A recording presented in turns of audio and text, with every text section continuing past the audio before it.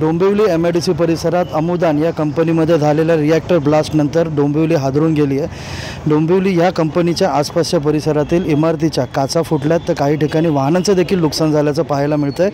आपण आता आहोत, आपण या ठिकाणी जरा रिक्षाची अवस्था पाहिली तर या हादरा एवढा प्रचंड होता की हा लोखंडाचा जो पोल आहे हा पोल या रिक्षावर कोसळला आहे, त्यामुळे या रिक्षाचं प्रचंड नुकसान झालेलं आहे। आपल्यासोबत हे रिक्षा चालक आहेत। क्या नाम है आपका? राजेश कुमार प्रजापति। ये कभी हुआ हादसा, कैसे हुआ, कभी आपको मालूम गिरा इसके बारे में? 2:30 बजे दोपहर को मालूम हुआ। 2:30 बजे फ़ोन आया था आपको या आप खुद थे यहाँ पर? नहीं, हम खुद था इधर, दुकान है इधर मेरा बाजू साफ करने।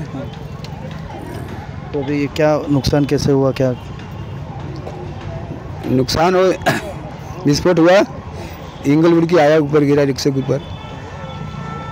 अब ये रिक्शा पे ही आपका पूरा घर डिपेंड था, तो आज ये रिक्शा का हाँ, रिक्शे के पूरा नुकसान हो गया। अभी क्या करें? भरपाई मिलनी चाहिए कि नहीं सरकार से?